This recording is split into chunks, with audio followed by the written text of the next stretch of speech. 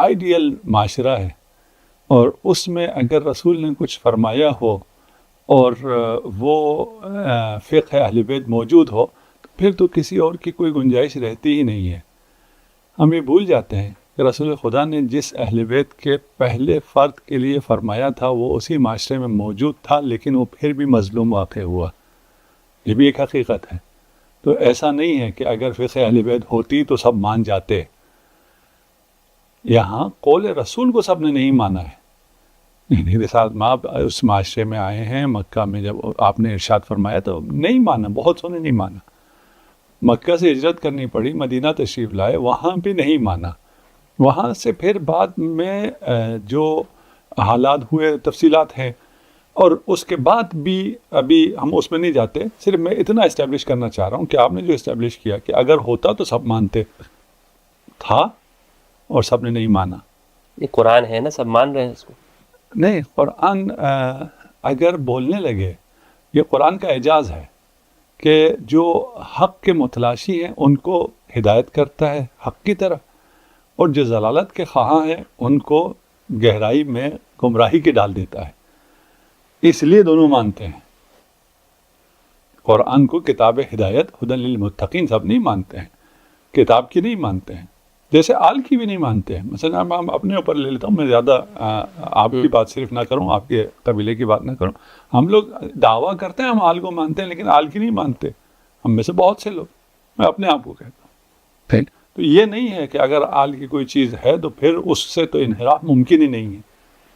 یہ انحراف ہوا ہے، یہ ایک حقیقت ہے۔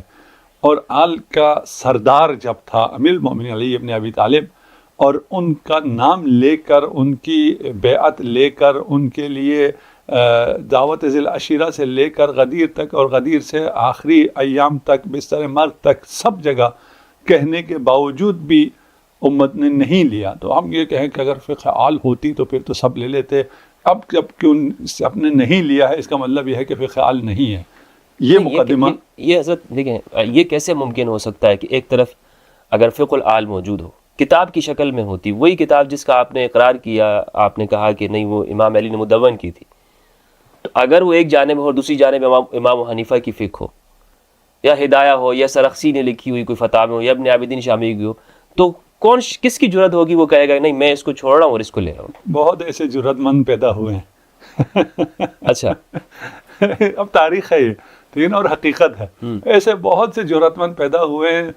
شہر مدینۃ العلم ہے اور باب مدینۃ العلم ہے، اس سے ہمارے پاس کتنی احادیث ہیں، اور باقی جو 2-4 سال رسول خدا کے ساتھ رہے ہیں اس میں بھی وہ مدینہ میں نہیں رہے ہیں، ان سے کتنی احادیث ہیں۔ آپ کہیں یہ کیسے ہو سکتا ہے جو اصحاب شروع سے لے کر آخر تک رسول کے ساتھ رہے ہوں، ان کے حدیث چھوڑ کے ہم 2 سالہ کسی سے حدیث لے لیں، یہ کیسے ممکن ہے؟ میں یہ اگر مقدمہ رکھوں اور واقعیت کا لوگوں کو علم نہ ہو، کہیں گے یہ تو ممکن ہی نہیں ہے۔ جس کو سپرد رسول نے علم کیا ہے، جن اصحاب کے سپرد، جن سابقون اور اولون کے سپرد کیا ہے، ان سے امت نے نہ لیا ہو، اور آخر میں آنے والے کسی 12ویں کھلاڑی سے لے لیا ہو، یہ ممکن ہے؟ بالکل ممکن نہیں ہے۔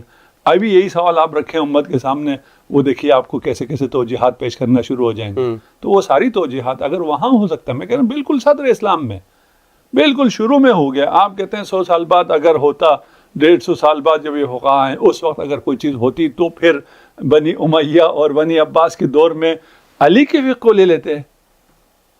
آپ اس منظرنامہ کو سامنے رکھیں نا، آپ آج کی بات کر رہے ہیں جب امیر المومنین کی شخصیت کو کچھ حد تک مانا گیا ہے، باقی ان کو بھی تسلیم نہیں کیا جاتا، بالکل بھی تسلیم نہیں کیا جاتا۔ عمومی طور پہ میں اپنے اسکالرس کے لیول کی بات کر رہا ہوں، عوام کے لیول کی بات نہیں کر رہا۔ عوام ساری تسلیم کرتی ہے، شیعہ ہو یا سنی ہو، وہ علی علی کرتی ہے، علی کا نعرہ لگاتی ہے، علی سے توسل کرتی ہے، علی سے تمسک کرتی ہے، علی سے استبداد کرتی ہے، سب سارے عوام، شیعہ سنی میں کوئی فرق نہیں۔ ان کی میں بات نہیں کر رہا ہوں، میں اپنے طبقے کی بات کر رہا ہوں۔ تو یہ کہنا کہ اگر ہوتی بنی امیہ کے دور میں علی کی کتاب ہوتی تو اسے مان لیتے، جس علی پہ سب و شتم کا بازار گھرم ہے اس کی فقہ کو مان لیتے۔ یہ کہہ رہے ہیں آپ؟ بالکل یہی کہہ رہا ہوں، قرآن کو جس طرح مانتے ہیں سب مانتے ہیں، یعنی بنو امیہ اتنے ظلم کے باوجود اس کی یہ ہمت نہیں ہوئی کہ وہ قرآن کا انکار کر دے. علی کا انکار کیا نہیں کیا؟ وہ تو کیا نا, علی پہ سب و شتم کیا نہیں کیا؟ کیا, ملتا ہے. پھر جس علی، خود علی امام المتقین، اور اس کے بارے میں جتنی احادیث ہیں کسی کے بارے میں بھی نہیں، اس تمام سینسر کے باوجود نہ کمن نہ کیفن کسی بھی صحابہ.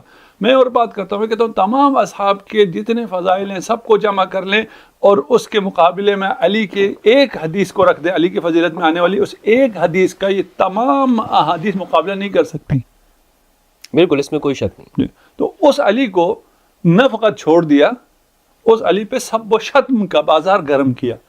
اس معاشرے سے آپ توقع رکھ رہے ہیں اگر علی کی فقہ ہوتی تو وہ تو اس کو سر آنکھوں پہ رکھتے، سر آنکھوں پہ نہیں رکھا انہوں نے.